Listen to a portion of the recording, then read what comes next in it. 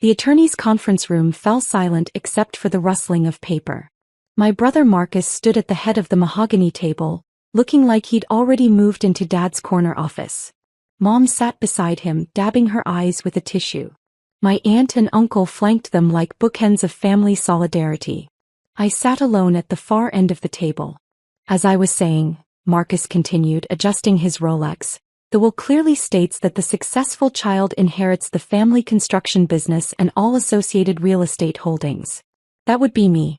Sarah can have Dad's old fishing gear or whatever. Polite laughter rippled around the table. Mr. Peterson, Dad's estate attorney, shifted uncomfortably in his chair. He'd been Dad's lawyer for 30 years, but he kept glancing at the woman sitting beside him. Someone I'd brought. Someone Marcus hadn't expected. Marcus, Mr. Peterson said carefully, perhaps we should review the complete estate documentation before. No need, Marcus interrupted. It's all very straightforward. Dad built Henderson Construction from nothing. 42 employees, $8.3 million in annual revenue, 6 commercial properties in downtown Phoenix. He always said it would go to the child who proved themselves worthy. He looked directly at me. The child who actually stayed in the industry. Not the one who ran off to play consultant. Mom nodded. Your father was very clear about his wishes, Sarah. Marcus has been running the company for 5 years. He's earned this. I took a sip of water and said nothing. My Uncle Richard cleared his throat.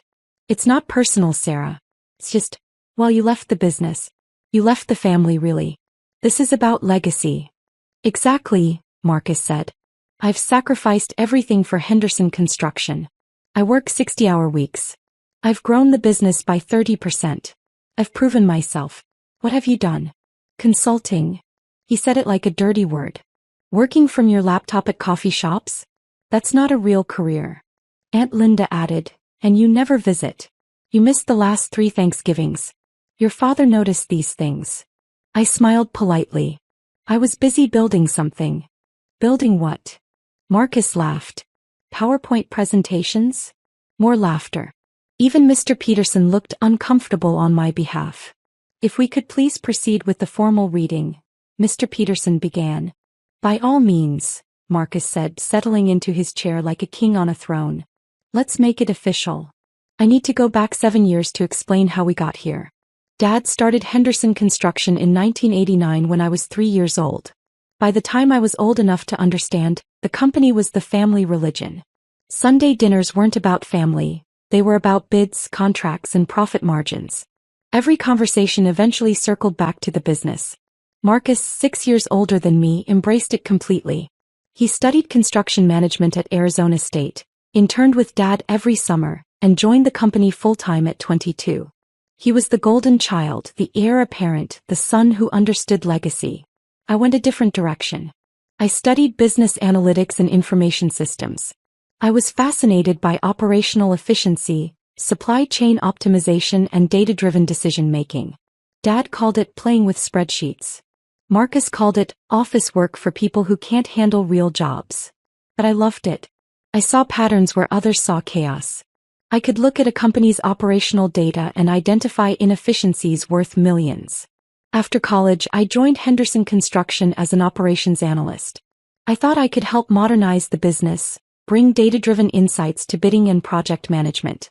I created models that could predict project overruns with 87% accuracy. I identified supply chain inefficiencies costing the company $340,000 annually. Dad patted me on the head and ignored every recommendation. Marcus was worse. This isn't a tech startup, Sarah. This is construction. We do things the way they've always been done. At family dinners, he'd mock my little spreadsheets and cute pie charts. Mom would laugh. Dad would change the subject to Marcus's latest successful project. I realized I was never going to be heard, never going to be respected, never going to be anything more than the daughter who doesn't understand real work. So at 26 I left. I started my own consulting firm, Henderson Analytics LLC. I specialized in operational efficiency for mid-sized construction and manufacturing companies. My first client was a $12 million construction firm in Tempe that was bleeding cash. Within 6 months, I'd helped them restructure their supply chain and project management systems. They saved $1.8 million in the first year. Word spread. Within 2 years, I had 17 clients across Arizona, Nevada, and California. My firm grew to 8 employees. By year 3, we were generating $2.4 million in annual revenue. By year 4, we hit $5.1 million. I didn't tell my family any of this. What was the point? They'd already decided who I was.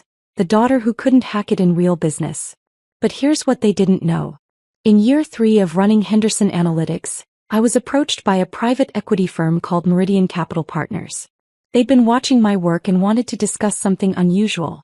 We're building a portfolio of mid-sized construction and manufacturing consulting firms, the managing partner told me over lunch in Scottsdale. Companies like yours that have proven operational excellence and strong client retention. We're offering acquisition with retained leadership and significant equity participation. They offered me $8.2 million for Henderson Analytics, with the condition that I stay on as CEO and take a 23% equity stake in the new holding company they were creating, Meridian Operational Group. I said yes. Over the next 3 years, Meridian acquired 11 similar firms. We became a $140 million consulting powerhouse with 240 employees across 8 states. My equity stake was now worth approximately $32 million. But that wasn't even the interesting part. The interesting part was Dad. In 2019, Dad's health started declining. He had a series of small strokes that left him mentally sharp but physically weakened. He knew he needed to start thinking about succession, but he had a problem. He didn't actually trust Marcus. Dad wasn't stupid. He knew Marcus was flashy, ambitious, and often reckless. He'd watched Marcus take increasingly risky bids, cut corners on safety protocols, and treat employees like disposable resources. The 30% growth Marcus bragged about? It came from aggressive expansion that Dad privately worried was unsustainable. One Tuesday afternoon, Dad called me. Not Marcus. Me. Sarah, I need to talk to you about something important. Can you come to the house?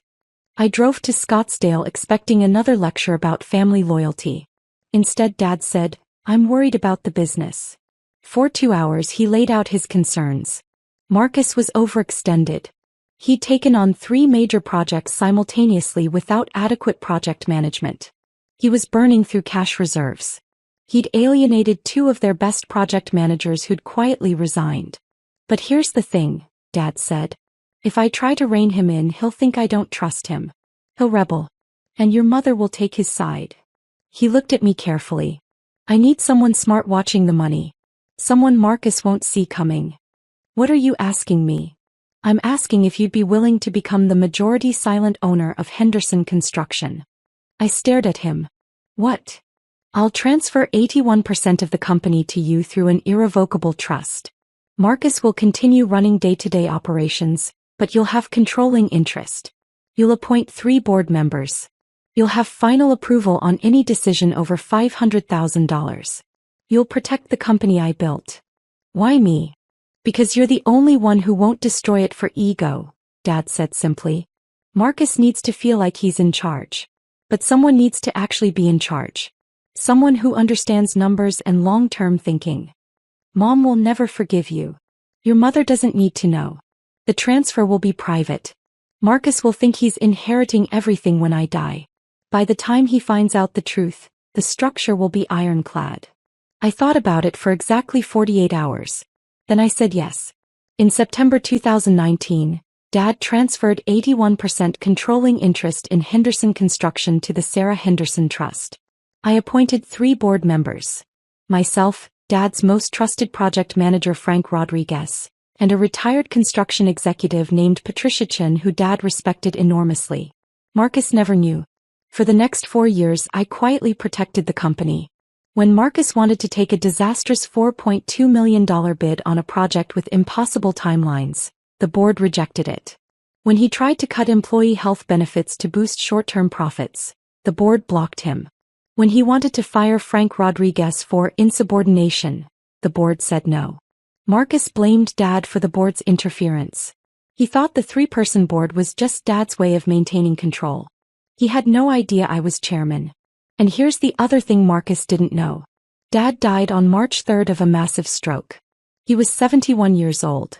The funeral was massive. 240 people, half of them business associates. Marcus gave a moving eulogy about carrying on Dad's legacy. Mom sobbed in the front row. I sat quietly in the third row, holding my husband David's hand. At the reception, Marcus cornered me near the catering table.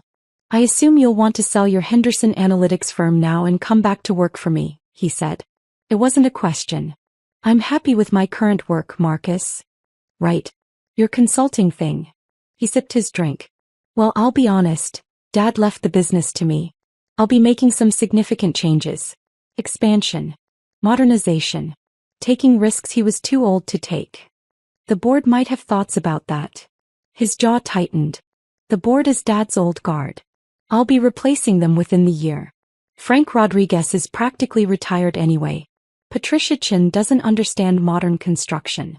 Once the estate is settled and everything's officially mine, I'm cleaning house. Interesting. Don't take it personally, Sarah. You made your choice when you left. This is my time now. I smiled politely and excused myself. That night, I called my estate attorney, Jennifer Walsh, who also happened to be one of the partners at the firm handling Dad's probate. Jennifer, Marcus is going to be surprised at the will reading. Very surprised. I need you to prepare something else for me. What do you need?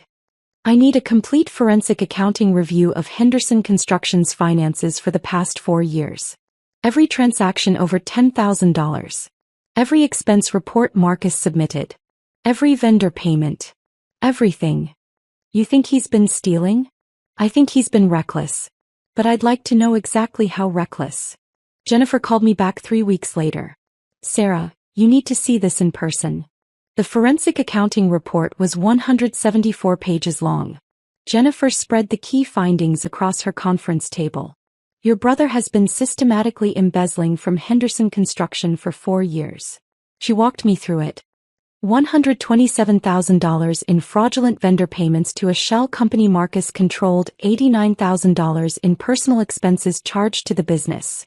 His boat, country club memberships, his daughter's private school tuition. $52,000 in kickbacks from subcontractors in exchange for contract awards. $94,000 in consulting fees, paid to Marcus's wife's company for services never rendered. Total, $362,000 in provable theft. But here's the bigger problem, Jennifer continued. Your brother has been cooking the books to hide losses from bad projects. That 30% growth he claims? Mostly fiction. The company's actual profitability has declined 18% over 4 years. He's been using cash reserves to cover operating losses while reporting phantom profits. How bad is it? If he continues current trajectory, Henderson Construction will be insolvent within 18 months. He's burned through $2.3 million in cash reserves your father spent 40 years building. I sat back in my chair. He's destroying everything Dad built. Yes. And when the will reading happens and he discovers you own 81%, he's going to fight you. Be prepared for war. I thought about that for a long moment. Then I made a decision. I called Patricia Chin and Frank Rodriguez. We held an emergency board meeting. We have evidence of significant financial misconduct, I told them. Marcus has been embezzling and mismanaging the company into the ground.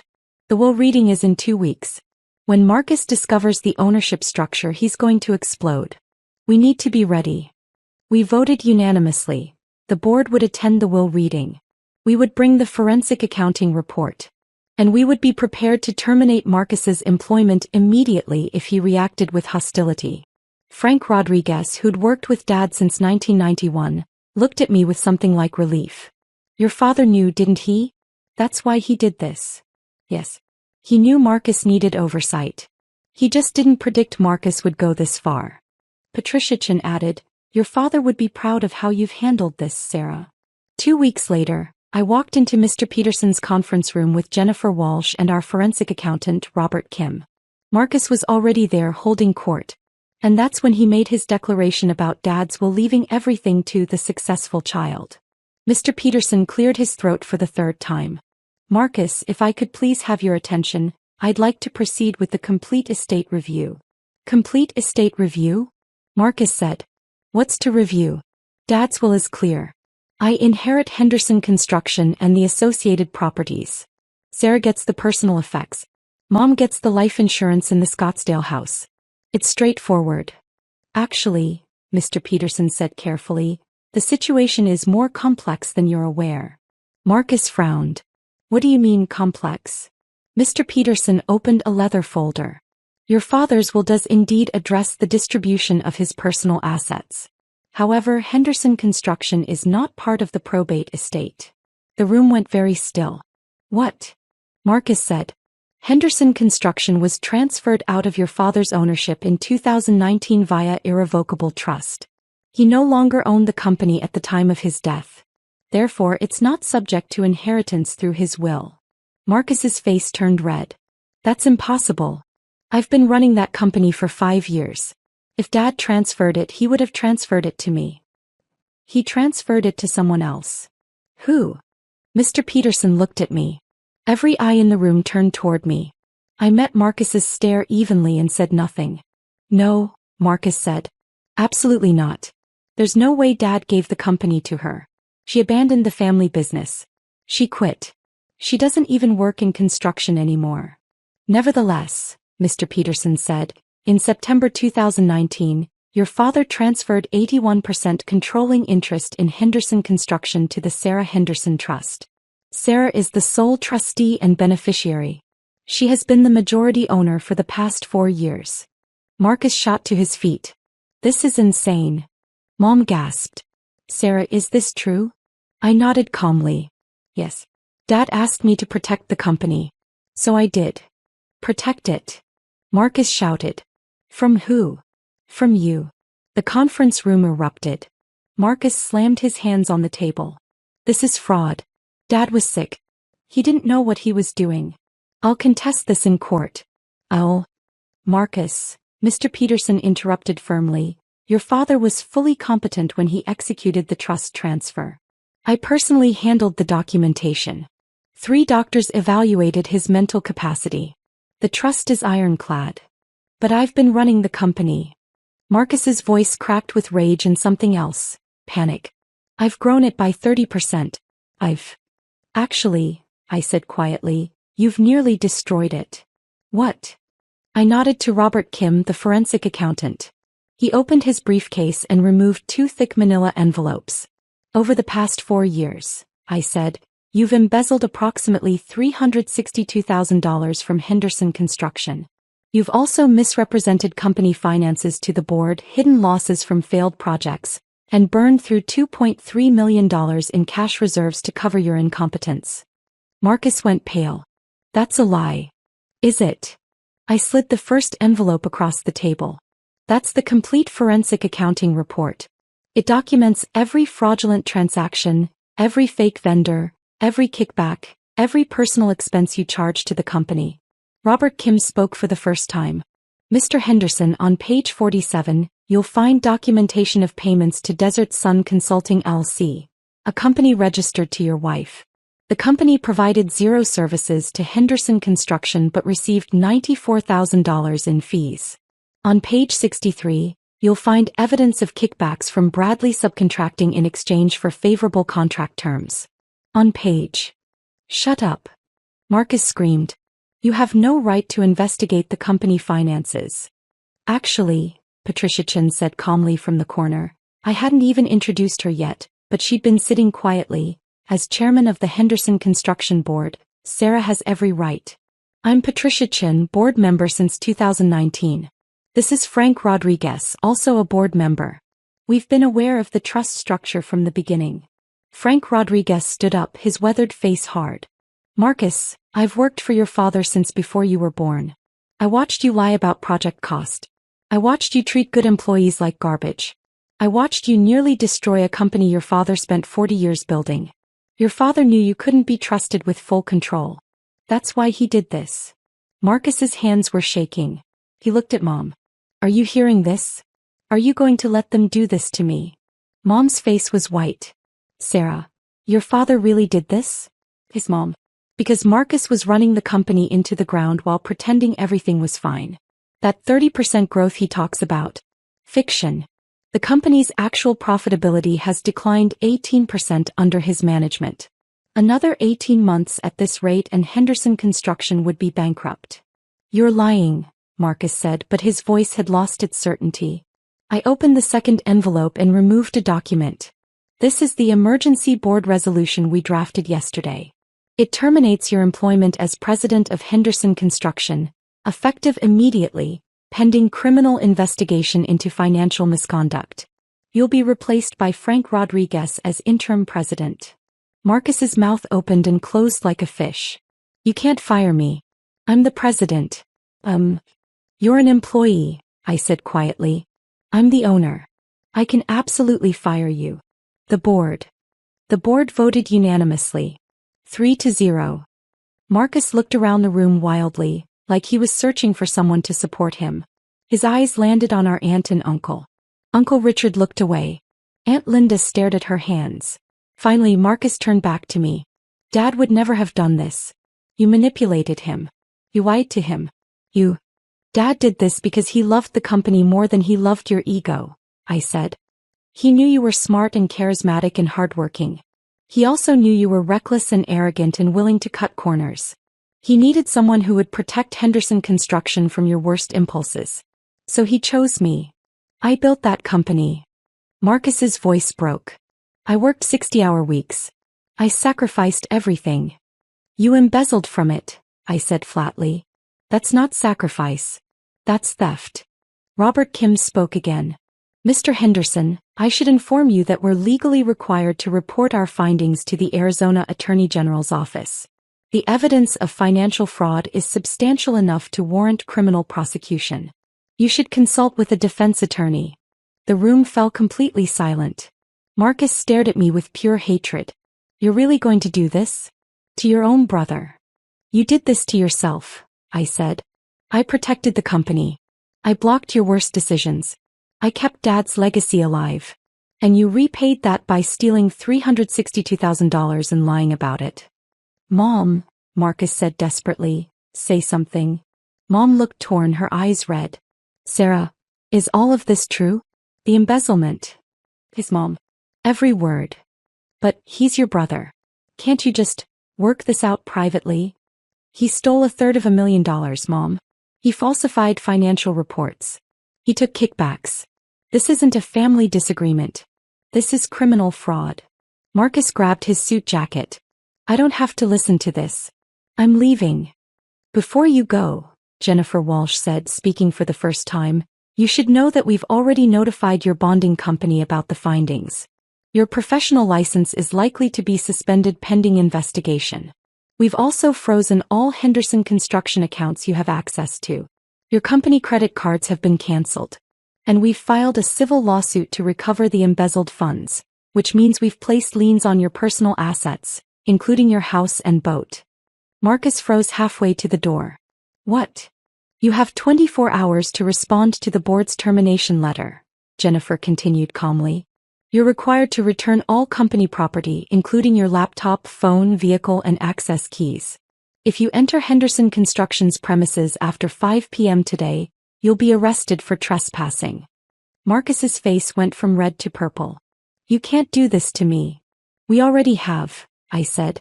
He looked at me with such rage I thought he might actually attack me. David shifted protectively closer to my chair. But Marcus didn't move. He just stood there, shaking with fury and shock and the dawning realization that his entire world had just collapsed. I'll fight this, he said. I'll sue. I'll contest the trust. You'll lose, Patricia Chin said matter-of-factly. The trust is ironclad. The embezzlement evidence is overwhelming. And frankly, Marcus, you're out of money. You've burned through everything you stole. You have approximately $8,000 in your personal accounts. You can't afford the kind of legal team you'd need to fight this. Frank Rodriguez added quietly, your father knew this day would come.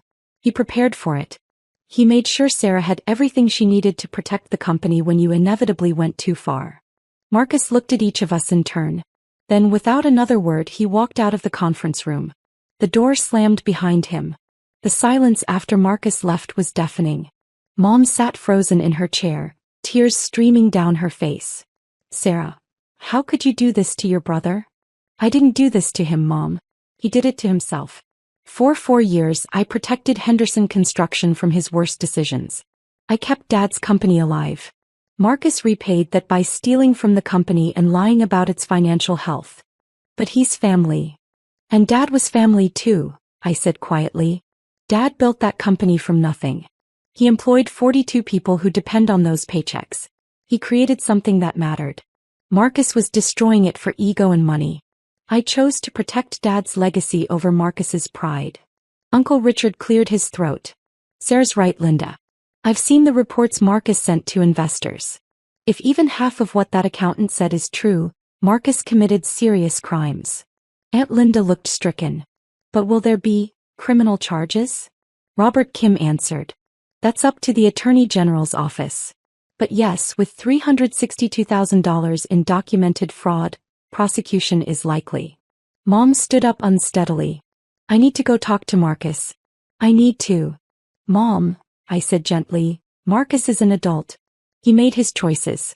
You can't fix this for him. She looked at me with something between grief and anger. You've always been jealous of him. Of his success. This is revenge, isn't it? That hurt more than I expected. No, Mom. This is protection. Protection of Dad's company, his employees, and his legacy. If Marcus had just done his job honestly, none of this would have happened. He'd still be president. But he couldn't help himself. He had to steal. He had to lie. He had to cut corners and take risks that put everything in jeopardy. Mom shook her head and walked out without another word. Uncle Richard and Aunt Linda followed, whispering to each other.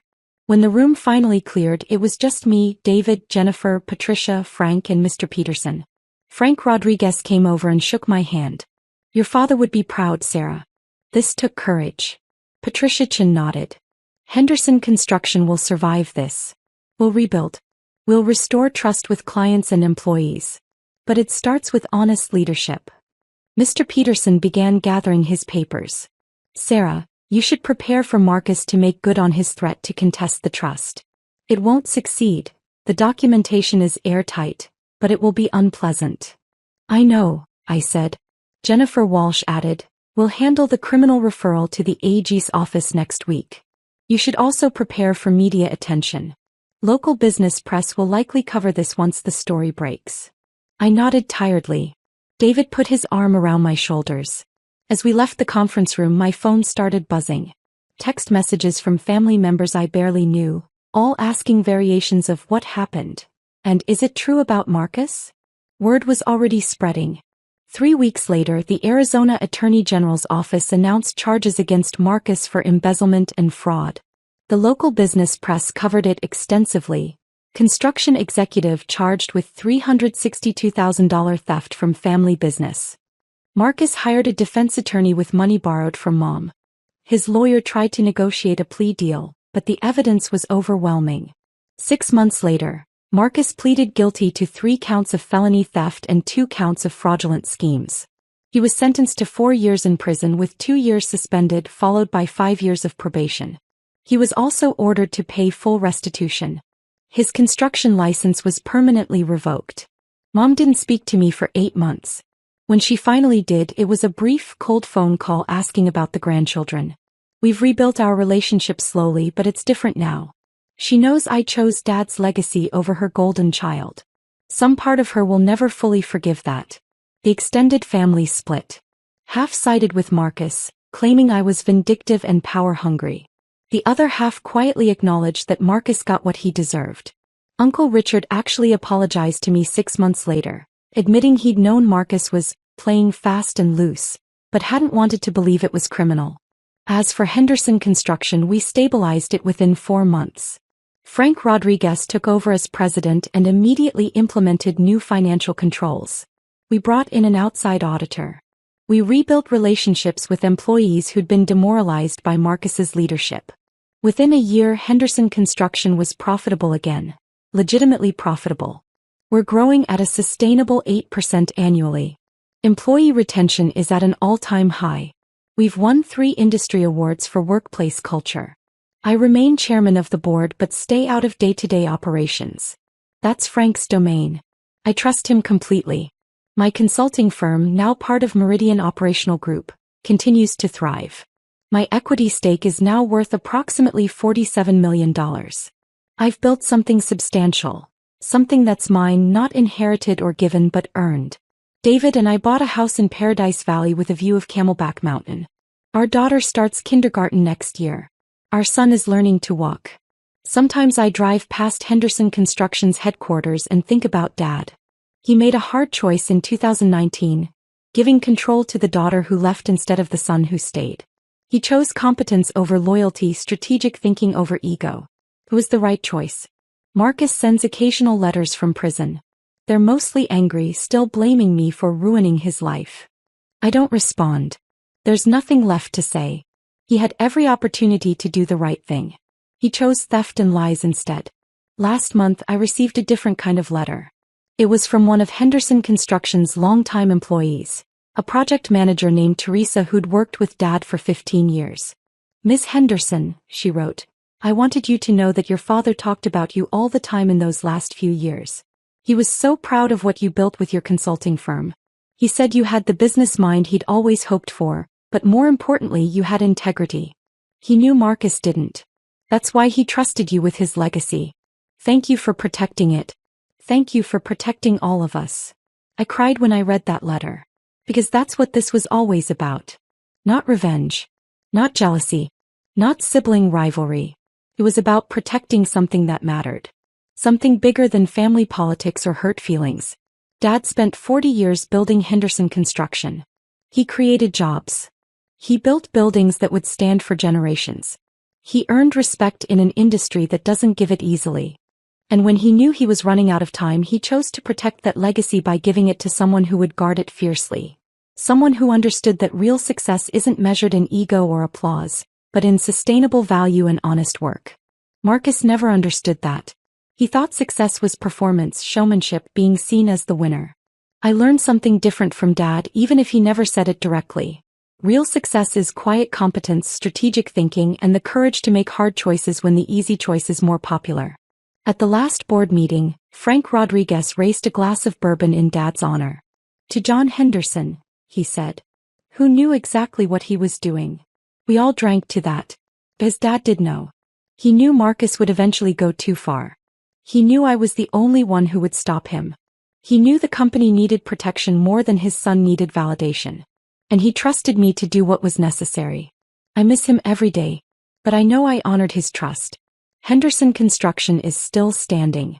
Still employing 42 families. Still building. That's the legacy that matters. That's what I chose to protect when I walked into that conference room and watched Marcus's world collapse. I wasn't hiding. I was watching. And when the time came, I was ready.